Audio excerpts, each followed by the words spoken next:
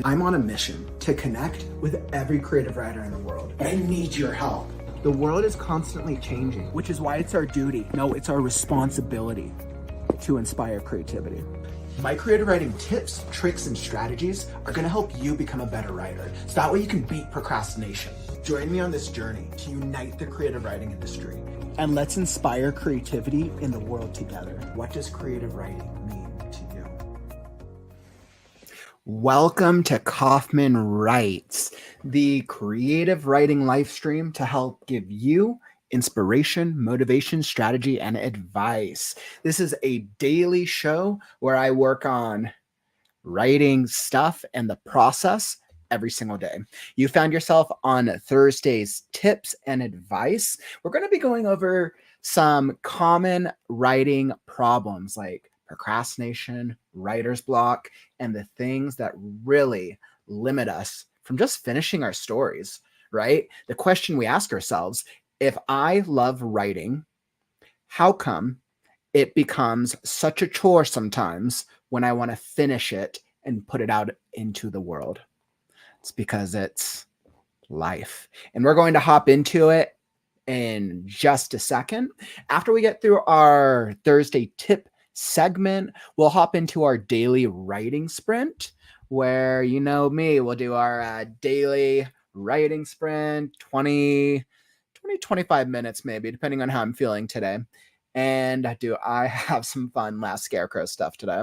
So we're going to do that. Let me hop into the comments. What's up, Atomic? Welcome. And Marta, surviving all the way on the other side of the timeline. It's good to see both of you guys. Welcome. And by the way, if you're watching this on the replay, I got you covered because the time codes will be added below the video description after the stream ends. And that way you can hop to the point of the video that brings you the most value. All right, so we're going to hop right into it with your questions answered. And I thought, what a great question to start the stream with, because I'm feeling a lack of inspiration today, but I've dealt with this before. So I know exactly the type of advice I will give myself. But if you have a question and you want it answered, if it's a writing question, whether that deals with the process, writing techniques itself, or anything in between, feel free to drop it in the comments below. I'd love to bring it forth and we can chat about it. Okie dokie. So let's see. Question number 1. How do you stay inspired if you don't feel like writing? This is a common problem that every single writer deals with. I promise you. You've probably dealt with it at some point in your life, and I'm sure many of your writing friends have. Because we don't always feel like we're in that writing mindset when we really want to tell our stories, right? So we get inspired by the stories that we want to tell. We get inspired by the characters, the worlds, the ideas, and all the things in between. It's fun, and a lot of the time it's easy because being inspired by an idea is the fun part. Like when you're watching your favorite TV show or a movie or a book, it's fun to generate ideas and to brainstorm and develop and do all the things. But then when you're dealing with life's responsibilities, whether that is family, whether that's work, school, income, trying to make ends meet to pay bills, or maybe you're dealing with real life traumas and hardships, it becomes more difficult to be able to make writing a reality, because unless you're pulling an income from your writing, it makes it more difficult to make it a consistent everyday habit, which is why my strategy will always be make it easy, make it fun.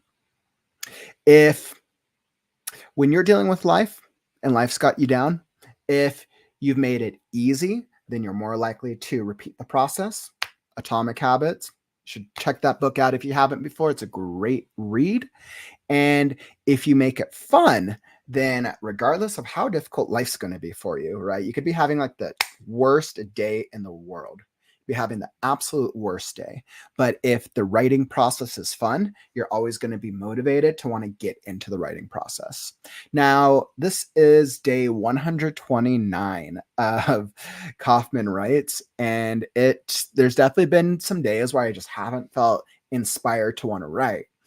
But what I've learned out of 129 days of just consistently writing every single day is that even on the days where I don't feel like writing, because I've got myself into this consistent pattern, this consistent habit of a daily writing sprints, I will always put out something. And even when I start the writing sprint, let's say I'm like not feeling it, like I'm dealing with just life's craziness or working on building up my business, then by the time I get to the end of the writing sprint, I usually feel a lot better about the writing. Even if like that specific sprint, even if I didn't write anything that was, I would say, amazing, I feel that I get motivated by the storytelling process itself. And it's like when I have to get into a new writing sprint, and I'm sure you probably do the same. When you get into a writing sprint and you're hopping into like the next portion of your story, you have to start thinking of like, okay, where did I leave off? Where was the last like big like moment in the story that you're working on?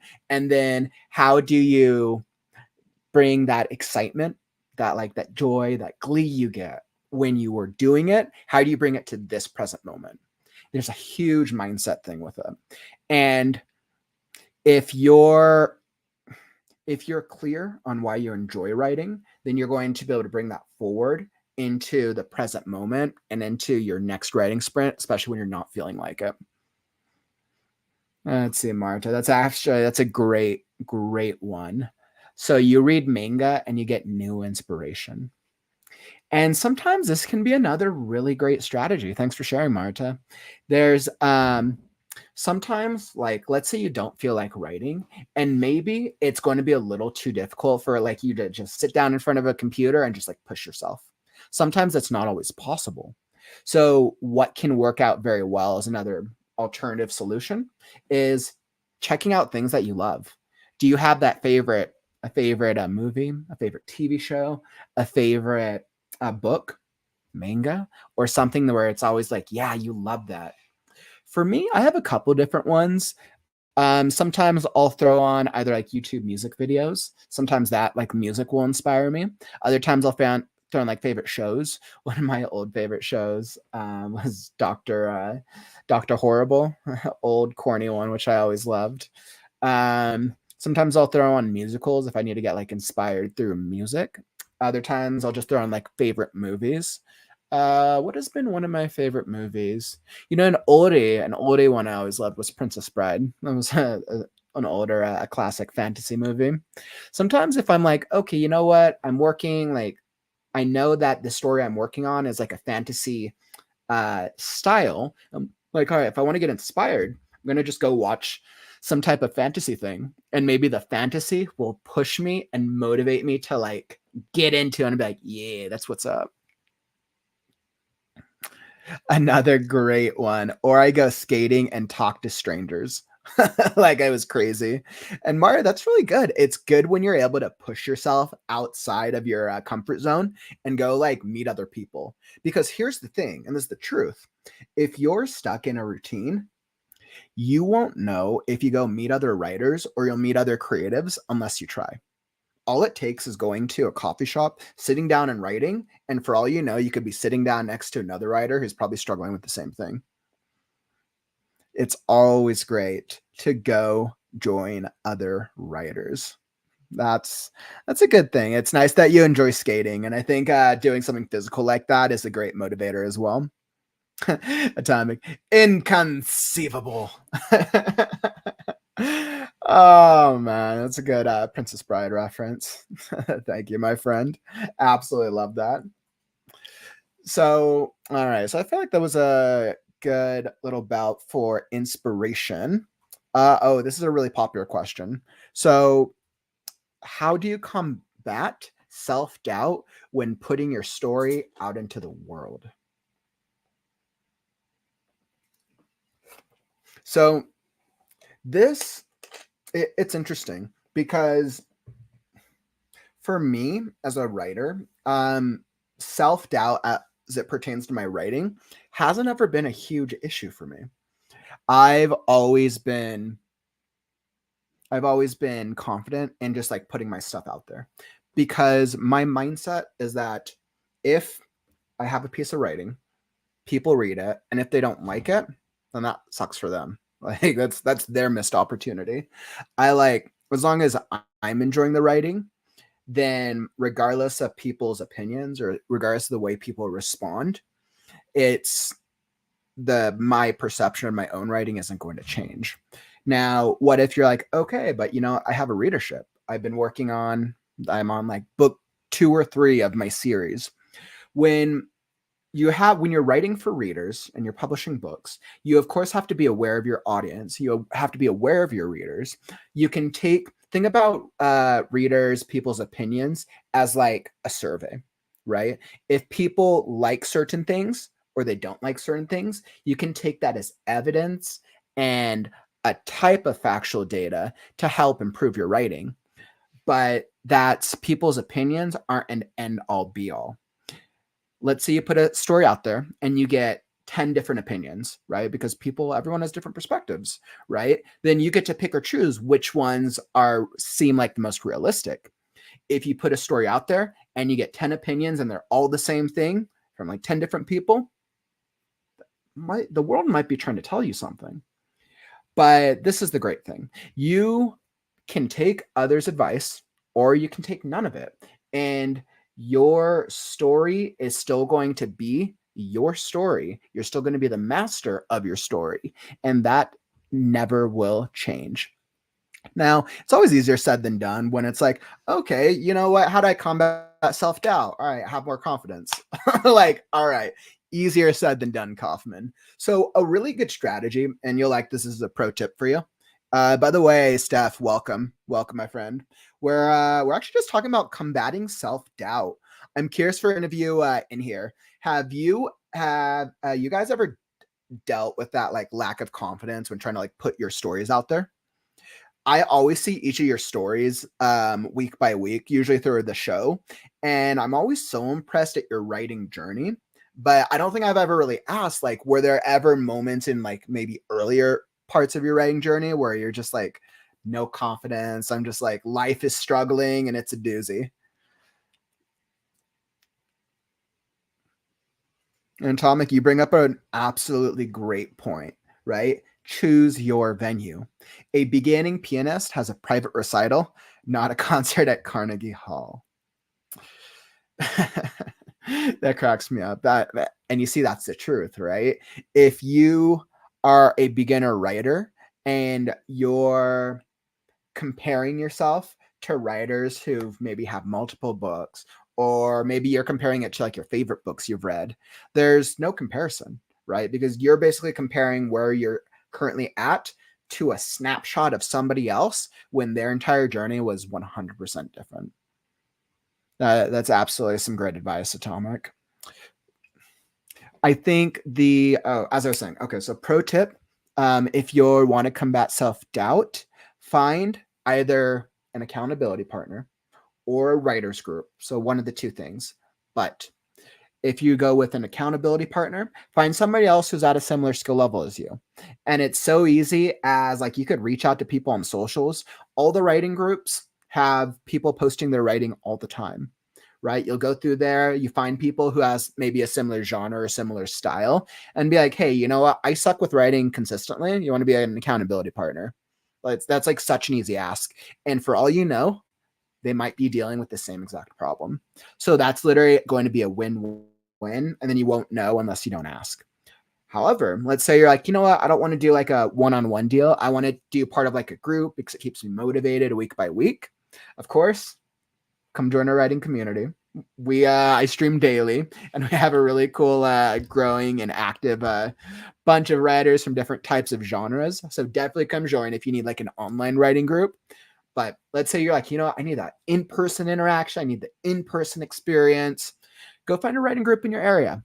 And it's super easy. Go on websites like searching. It's an easy search, like search up writing groups in my area. You can go through, what's that one website? I'm like blanking on that one the one website, but there's websites where you can go like find like things that other people are doing in your area, writers groups. You can also go check out your local library, go check out coffee shops, because they'll usually be advertising writing groups a lot of the time. If there's a writers group that meets at your library or a coffee shop, usually there'll be advertisements for it somewhere. So it's a great thing to pay attention to. And those are absolutely great ways to deal with self-confidence. And let's see, another thing that helps with self-confidence, with combating that self-doubt, is asking yourself, are you actually being overly critical of your work, or are you being honest about your work? If you read your story and you're like, this sucks, ask yourself, why does it suck? What about your story is so terrible? What about your story makes you feel like it sucks, right? Because maybe you have some amazing dialogue, but your character feels very flat. Your protagonist doesn't feel believable. So maybe it feels like it sucks because one element of your story isn't at the level that you want it to be. And you see, that's an easier solution, because then you can focus on character development and what are the specific things that need to change to make your characters awesome. Yeah, so I would say that those are a couple of tips and recommendations I have when it comes to self-doubt, but you know what? It's different for everyone, right? All right, let's see what we got. And then self-doubt was a good one. Let's see. So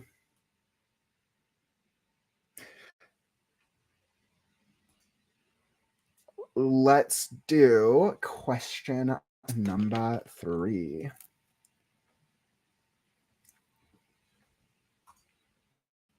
How do you finish a story? How do you finish a story? Especially if life is tough, right? How do you get the whatever story you're working on, how do you get it to completion? What if you're the type of person who has like 10, 20, 30 different writing projects in your portfolio, but none of them are finished? Because you get through a story, maybe it's written, maybe it's in a rough draft, maybe you get halfway through it, great characters, ideas, worlds, concepts, the whole shebang, and then life gets busy, or you lose motivation. Maybe you have to maybe you have to work more, maybe school's tough. It could be any number of reasons. So how do you stay consistent and get yourself to finishing that story? What I like to refer back to is the make it easy and make it fun rule. So if you've made the writing process easy for yourself, then when you start losing that motivation, or if life is like too much for you, right? An easy habit is difficult to break. But let's say life's too crazy and you're like, okay, maybe it is time for you to take a little break. Maybe you need to take a breather from writing so you don't feel guilty. And that's all right. It is quite all right to take a breather from writing. Just be intentional with your break. If you're like, you know what, life's crazy, got to deal with the family stuff and this personal stuff, give yourself a break for 2 weeks, 3 weeks. Be clear on how long you're going to take a break for, and then come back to your writing, because you'll have a fresh set of eyes, especially for what you're working on.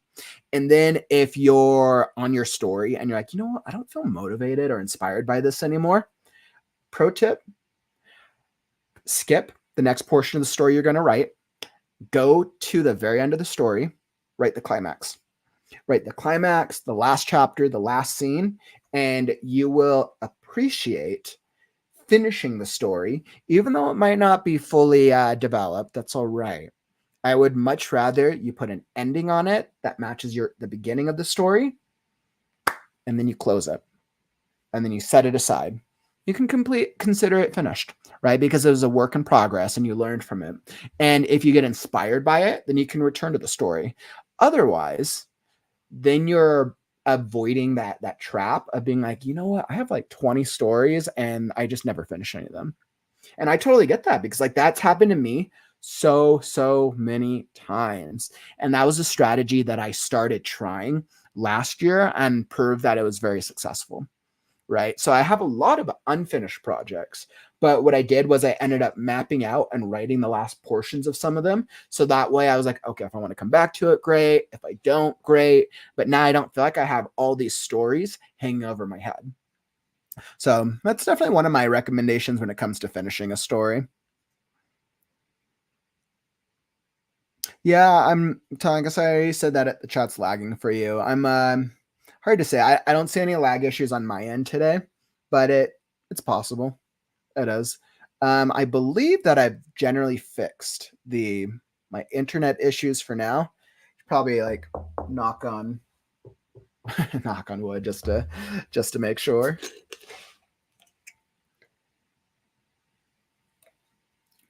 All right.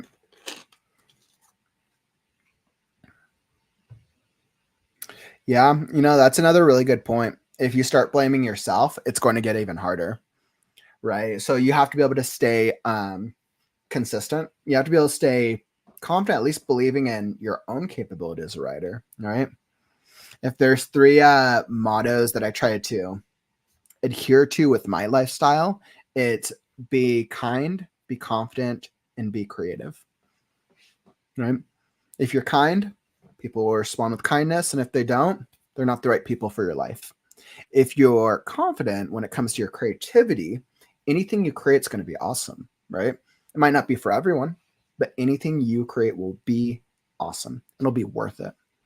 And then if you be kind, be creative, and be confident, confidence just comes down to being confident in your writing. That's really what it means, right? So be creative. Don't be afraid to be creative with your writing, and then being confident in that creativity. Because I promise you, regardless of what you're working on, regardless of what you're writing, your creativity is amazing because it's unique to you. Your creativity is absolutely incredible. There could be things you have to work on, like maybe it's skill building, or maybe it's different elements of the writing process, but nobody can match your creativity. And I think that's amazing, and that's always to be commended.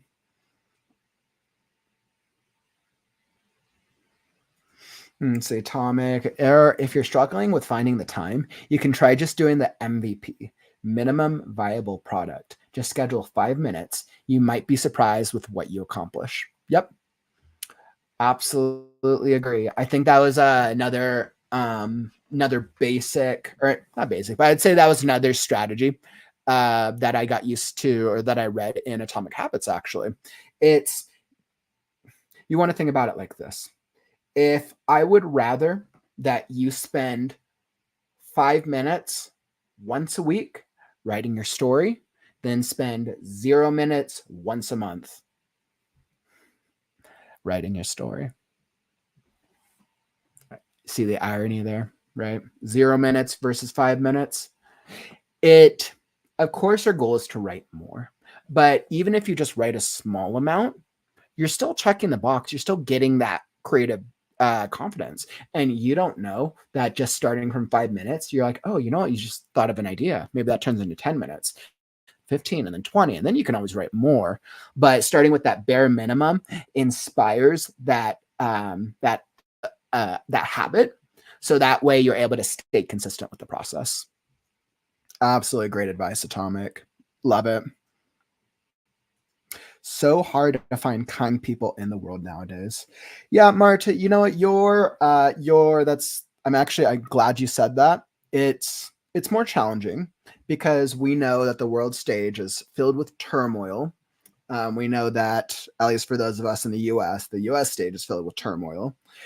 So, and we know what the internet is like. You go in a lot of places, trolls exist. It's a very real thing. So how do you keep kindness, and how do you spread that ideology in a world where it's hard to find kind people? You have to keep in mind that you need to be kind, but you also have to have clear boundaries. If you're kind without having clear boundaries, people take advantage of you. People take advantage of your kindness, and then people walk over you, both in relationships, friendships, work, you name it. But if you have clear boundaries be like, hey, I'm going to be kind to you, but you have to respect this. And if they don't, then that person shouldn't be in your life. If you do stuff online and you deal with trolls, like, those types of people are going to be out there. And I think this is something that I'm grateful that I haven't dealt with too many trolls yet. The path of content creation, I know, is lined with trolls and obstacles. So I'm sure it'll happen eventually. But I already have a plan and a system in place because YouTube, StreamYard, the things they give us tools to deal with those who don't share the same values. I think one of my favorite entrepreneurs, like sometimes people find him through business stuff online, is Gary Vaynerchuk. Definitely one of my favorite entrepreneurs. He's very direct, but he's about being a kind, direct businessman. Absolutely love his motto with life. It's kind of like it's a mix of like hustle with kindness. So absolutely love that. Thanks for bringing that up, Martin. That's just such a powerful topic to really touch on. And I totally get it. I'm of the mindset that if you put yourself out there and you put out who you are and you're the type of person you represent, you'll attract the people you do want into your sphere. And then you'll also attract some of the people you don't want. But then you set the rules for the people you don't want, and either they join, it's either my way or the highway. They either join your values or they'll leave. And that's fine, right? I don't want people here who aren't going to be kind, who aren't going to adhere to the values that I believe in, right? There's other creators that they can go chill with. Let's see, staff name. With my first book series, I took a lot of breaks, and it took me a while to get to the end, and the series is still not done because that series has a lot to do with my own self journey. By the way, now that I have this cool effect,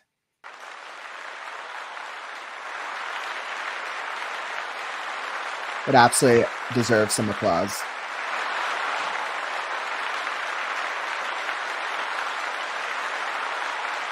The fact that you got that far into your storytelling process stuff, and that you recognize that that's part of your healing journey and part of your like personal journey is very powerful.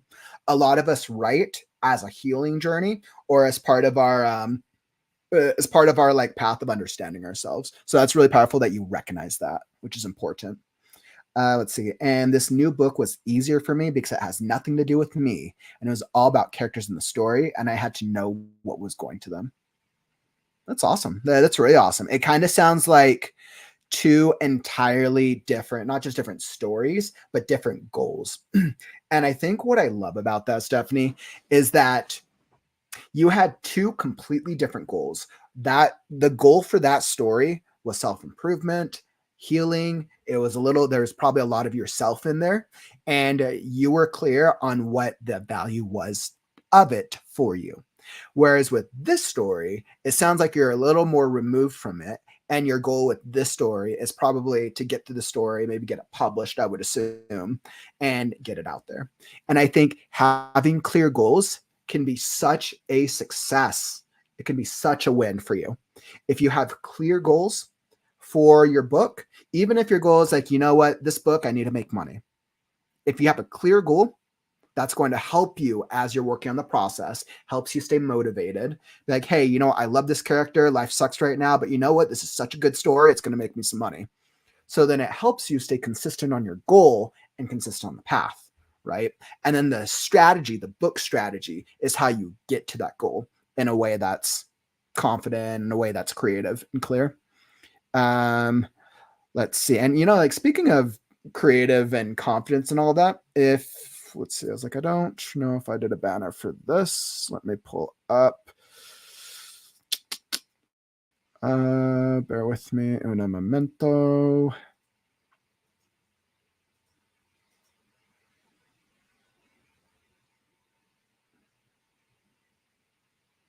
Oh well. So I was just gonna say, like, if you need a writing coach, that is absolutely one of the services I offer. I was like, oh well, no cool banner for that. So if you need a writing coach,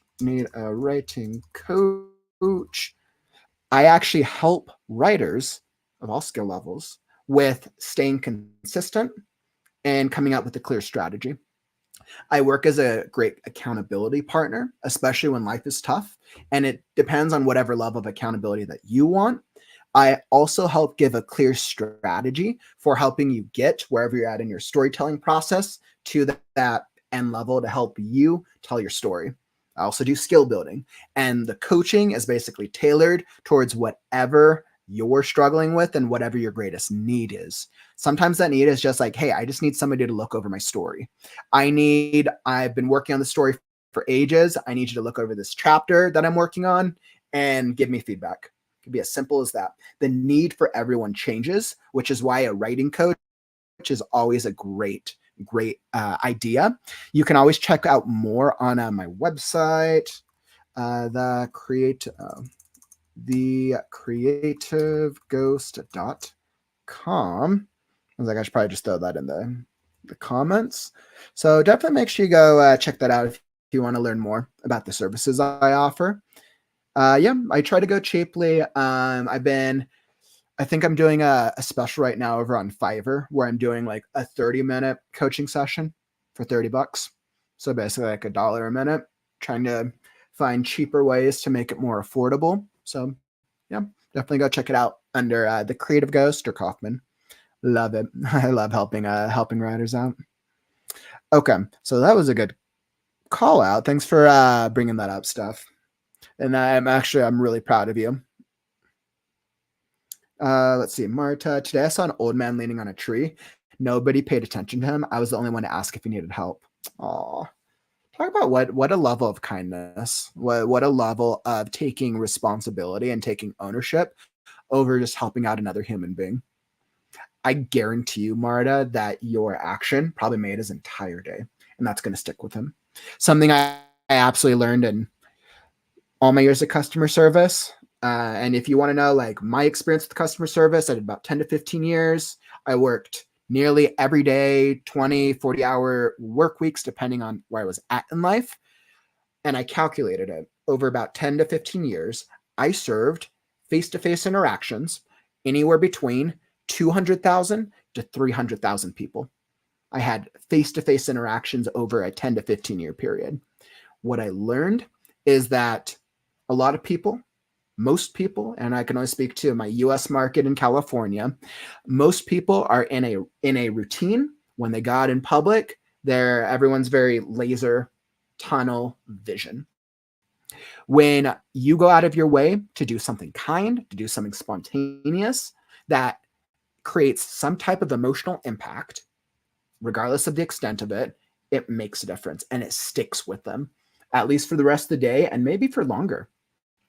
So I think it's always important to be aware of yourself and be aware of your actions and being clear on like, hey, if I want to go do good things, do it. Because a lot of people don't. A lot of people are in their own routines. That's neither a good or a bad thing. It just is. It is the reality. Let's see. You're another kind of species of human beings. Oh, I'll take it. Oh, I'll take a bow. Thanks, Marta. I appreciate that. Let's see. Also, with the new book, I've been posting it on Inkit as I've been editing it. Oh, that's a good idea. I'm not too familiar with Inkit. I assume it's probably one of those writing platforms where for writers to post stuff, to post stories and maybe get like feedback or build up a following.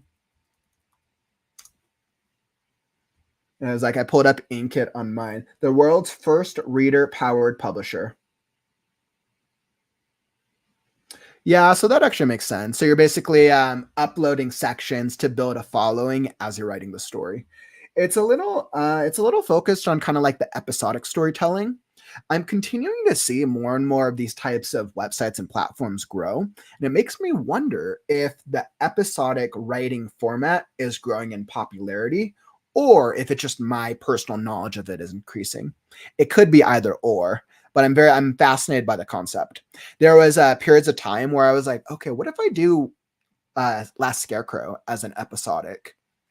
But I was like, oh no. But I was like, I ended up going back and forth, and I was like, okay, actually, I want to make it a story. If I'm going to do an episodic type thing, which maybe the next project, it's a possibility. If I do an episodic type thing, I want it to be very clearly structured as an episodic format. So that way I can highlight the strengths of writing a story that's a specific episode. Right. And then I would create a story that would serve the episodic format the best.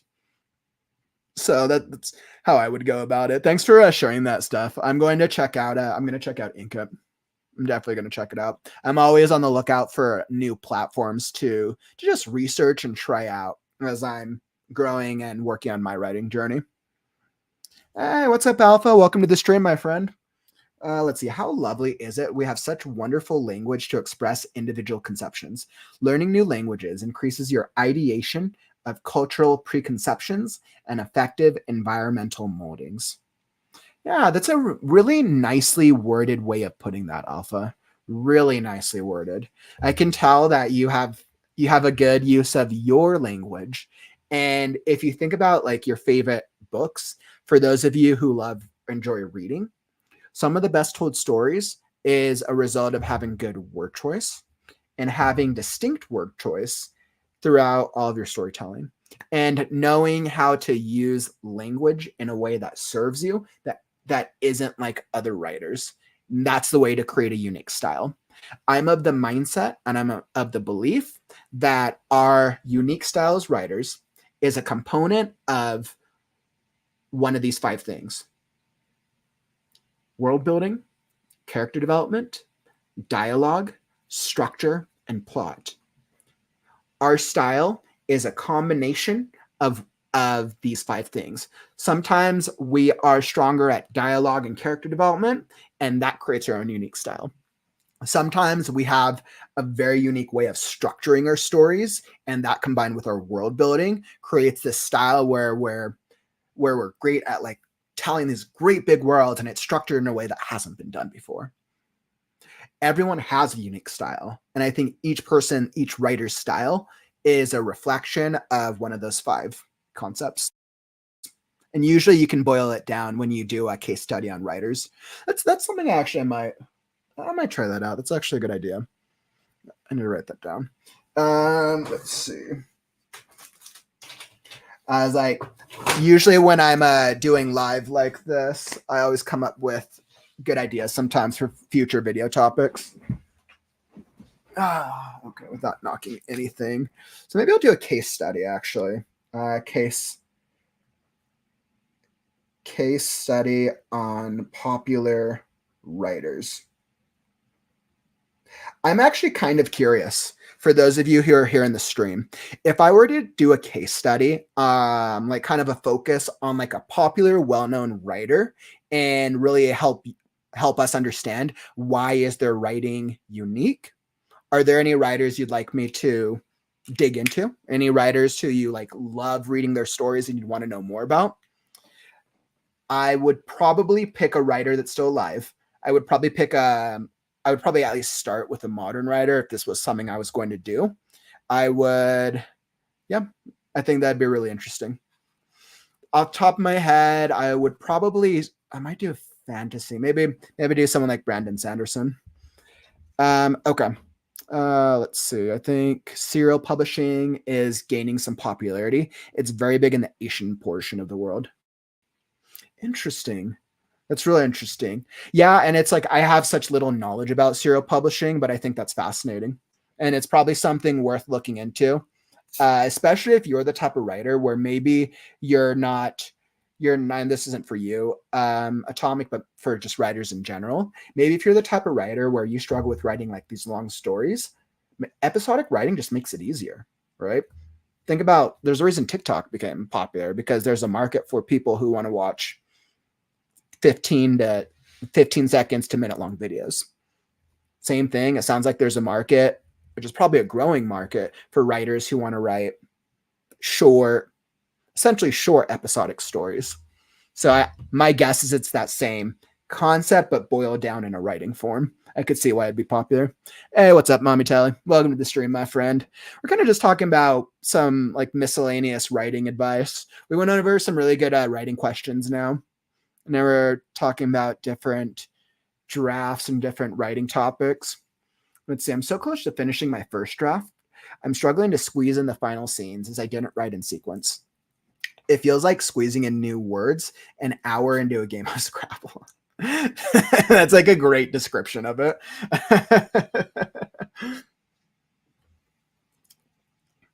But Marcella, I absolutely want to congratulate you. The fact that you're that close to finishing your first draft is such an awesome feeling. You literally totally have it. If you need any writing motivation, we're here for you. We totally got you. You got it though, my friend. I'm curious, what's the story that you're working on? Have you shared it before? I would love to hear about it. And she said you're squeezing in new words. Sometimes that happens when writers do stories out of order. That's super cool though. Here, Marta. I was like, let's see. Another issue I'm having a lot of talking head syndrome. My story just feels like a series of disjointed conversations. I know it's a graphic novel script, but still, there's a lot of talking head syndrome. Just feels like a series of disjointed conversations. So if it feels like the story is primarily focused on more the conversation piece of it, then essentially, Marcella, how I would tackle that is I would dig into what is the plot of the story. So I would ask myself whether or not you have an outline. What's the outline? What's the plot beat by beat? Now, for a section where you feel like, just take maybe one of your bigger scenes and be like, hey, you know what? This feels like it's more just a disjointed conversation. You tie it to the plot and you're like, okay, if this plot is about this character doing a thing, is this conversation the best way to show the plot? Is there some actions that maybe need to happen in addition to this piece of dialogue that could better serve the plot? And usually if you're still not certain, or maybe if the plot's a little foggy, then go into your protagonist's journey and tie in what is your hero's journey to the plot, and better understanding like, okay, well, maybe it's time to add some action into the pieces where it feels like it's disjointed conversations. Now, I think that'd be a good strategy. Also, Marcella, if you ever need feedback, I think you might have mentioned this previously, but if you ever need feedback, feel free to send an excerpt over for the Saturday, the Story and Critique show, which that's sort of around the corner. It's Thursday already. So if you need feedback on your writing, every Saturday we do critiques. I do story readings and critiques live. Make sure to send it to thecreativeghostwriter@gmail.com. Absolutely a great opportunity for new writers who maybe just need feedback. You should definitely send a portion. I'd love to take a look at it.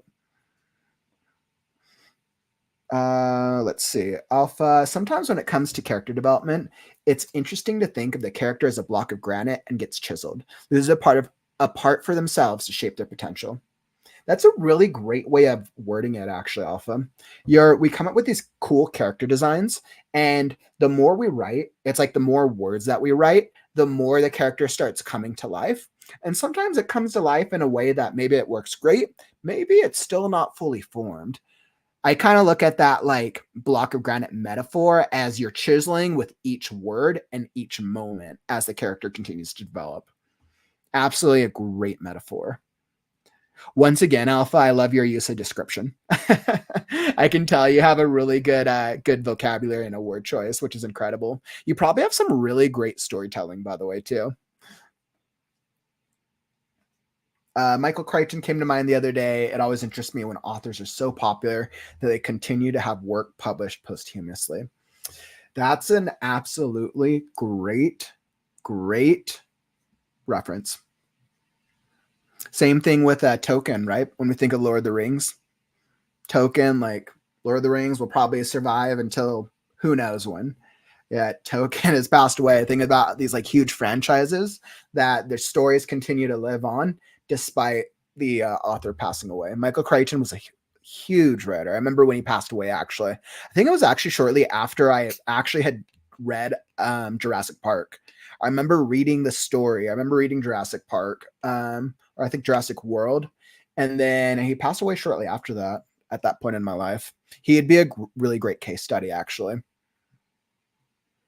Marcel, let's see. The story is basically a coming of age story from the POV of a living Bratz-esque doll. Ooh.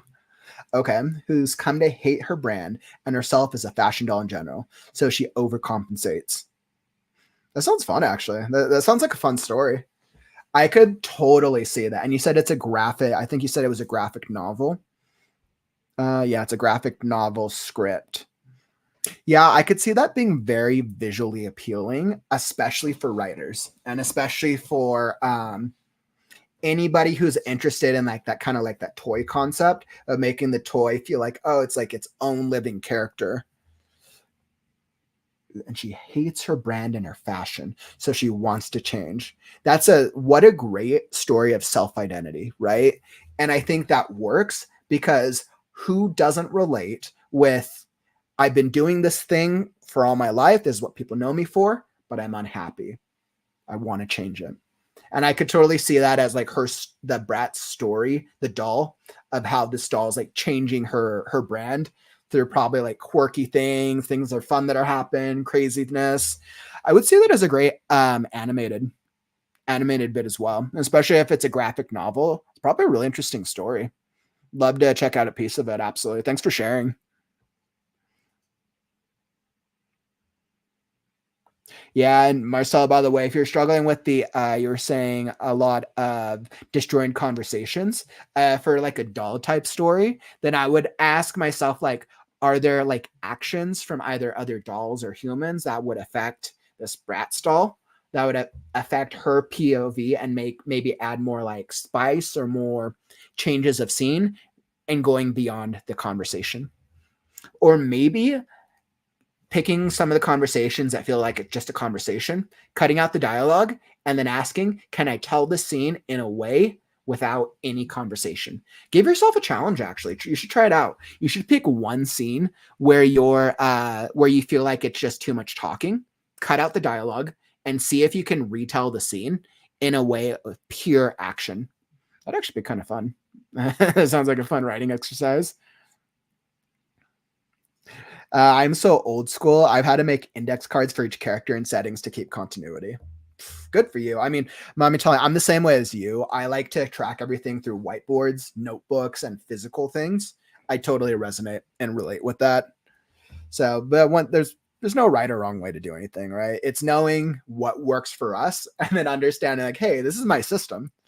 And then at least for me, and now I'm like, okay, I'm going through this digital age. How do I find systems that make it more efficient for me so I can maximize the time I do have to write? So those are some absolutely great strategies, some great conversations going on. Let's see. By the way, this is probably a good time to shout out. I should have probably prepped this. Where did I go? Okay. So by the way, I launched yesterday a brand new writing tool. Y'all should definitely check it out. I'm going to throw this up here. Are you wanting a free writing tool? Ooh, I don't like that. I'm going to cut that last bit out. There we go. So are you wanting a free writing tool? I just came up with a brand new writing tool. I'll pull up the Oh, perfect. I still have it. So I have a brand new writing tool, which I just launched yesterday. It's called the Easy Edit tool, and it's designed to make the editing process so easy. It's absolutely free. It's like a short 15 to 20 page PDF doc. It's absolutely free. You can literally use it to edit any part of your story. Now, I always recommend that eventually, like, you should hire an editor at some point. But until you do, this is a great resource to do the editing, do a lot of edits yourself, make the editing process a little easier. And then that way, when you do get to hiring an editor, then now you've cut down on the time and you're going to cut down on the amount of things that the editor is going to have to look through. So it should speed up the process. Absolutely. Let's see, here's this. Just gives you a brief idea of the table of contents. It's a really cool tool. I'm like so proud of how it came out. This is my first digital product and I'm like super proud of it.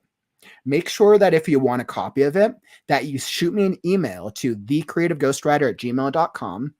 I'm actually just about to set up a new email that's through my own hosted website.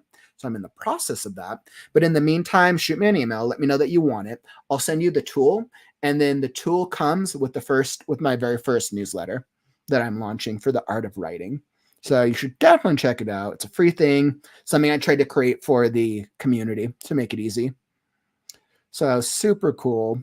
I'm like so proud of this writer tool. I'm proud that I was able to create a digital product in the way that I did. All right, there we go. Perfect. So with that, we've had a good bit. So it's high time for me to hop into the writing sprint. But before I do, if you're enjoying the stream, make sure to follow and subscribe. Daily writing sprints. I'm here every day. We're here every day. We're talking about writing. Come join the fun. You'll be alerted when I go live. Yeah. It's a journey. Come join the writing community. It's cool, especially if you're needing inspiration or you're looking for a writing community. We got you covered. All right. And then I'm going to throw up for my writing sprint. I am ready. I think because we're on time, I'm going to do a 20-minute writing sprint. Hey, what's up, John? Welcome to the stream, my man. Welcome. Let's see, you just made $80 and a quarter trimming. Good for you. What an easy way to make a quick buck, man. That's awesome. Good for you, dude. I feel like as writers, especially, we have to find like any way we can to make money. So do what you do. That's awesome, dude. All right. So we're actually I'm going to hop into a writing sprint now. I got my story queued up for last Scarecrow. And make sure if you're just hopping into the stream, if you want to look at the advice, we hit on some really good writing topics earlier in the stream. So if you missed out, make sure after the stream that you hop to the beginning because there's some really good writing advice in there, especially as it pertains to procrastination, inspiration, and finding time to write. Marta, I'm glad that you're now designated as our official writer timer. Absolutely amazing. Where would we be without you? We would be lost and confused. All right. Let's see. We don't need that. Let's add that back to the stage. I'm going to do 20 minutes. We'll see if you can keep up with the writer timer and keep me on track. So I need to end when the timer ends. That's like my new goal, to stop going over the writing timer.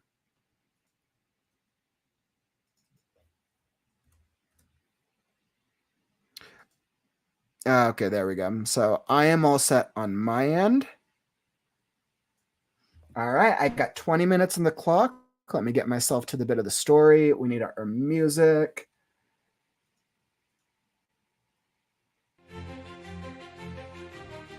All right, feel free to join along if you want to get some writing done.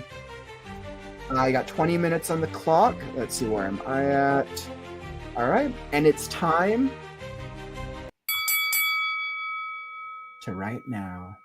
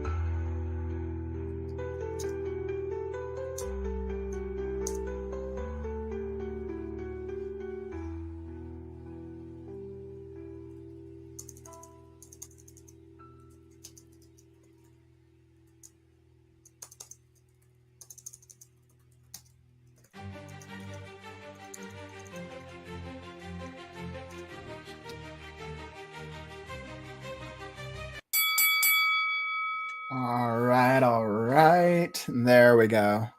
That was a good little writing sprint.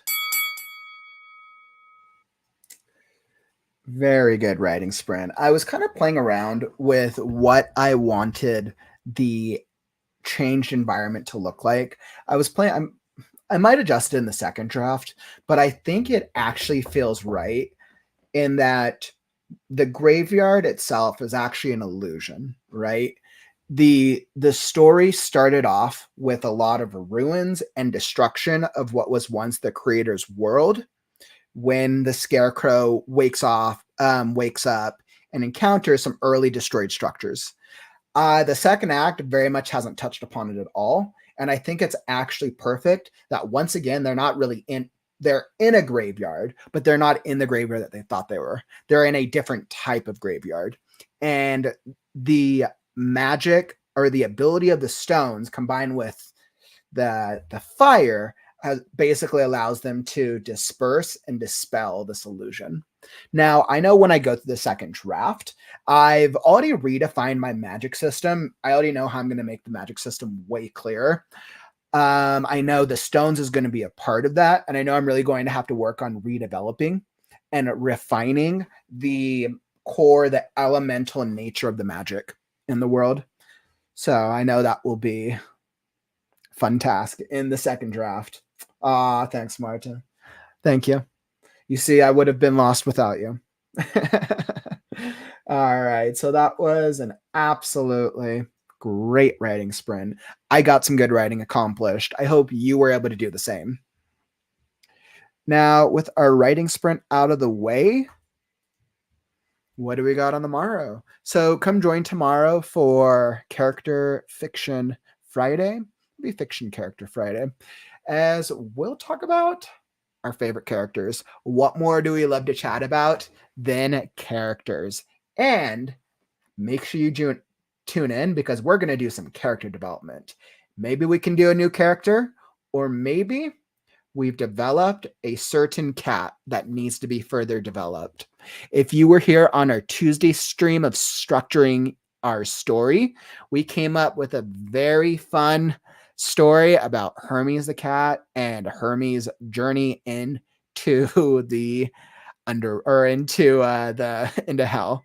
So maybe we'll develop that, or maybe we'll develop another character, because Character Fiction Fridays is about how do we make awesome characters that are believable. So make sure you stay tuned. Maybe you join in on the fun. 5 p.m. Mountain Time. I'll be here, and it'll be a journey. It'll be cool. All right. And that is all that I got for you today. Make sure to shoot me an email if you want the free writers tool. Otherwise, that's what I got. Don't forget, words are wind, but stories are forever.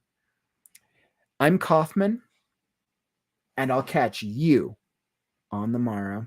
Stay creative, writers.